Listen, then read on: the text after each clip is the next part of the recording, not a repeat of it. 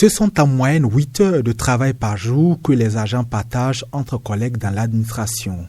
Ici au Parlement comme ailleurs, ce temps se vit parfois avec une question sur la place de la tolérance et de l'acceptation de l'autre malgré le code de l'éthique et autres tests régissant l'administration.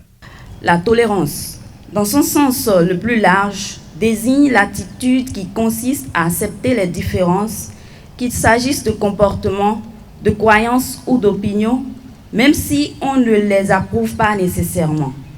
La tolérance implique souvent de supporter ou de coexister avec des différences.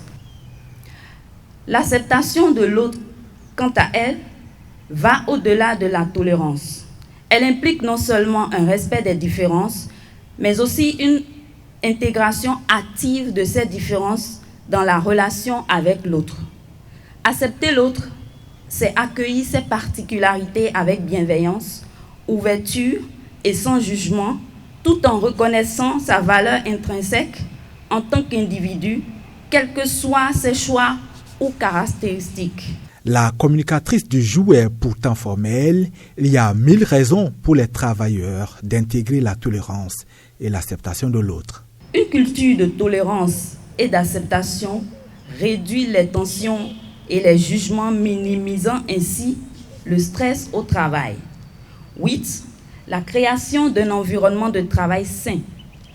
Un environnement respectueux de ses vertus améliore la santé mentale et réduit les risques de burn-out. De nombreux avantages, cependant, la tolérance et l'acceptation de l'autre restent confrontées à quelques défis, selon la communicatrice. Parmi les principaux, on retrouve les préjugés et stéréotypes.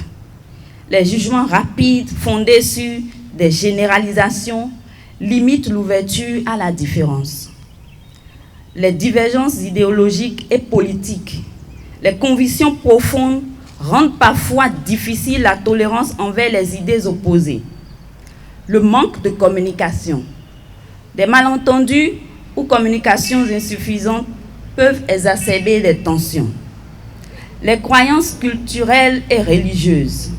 Certaines convictions peuvent entrer en conflit avec les valeurs de tolérance. Les mécanismes psychologiques de défense.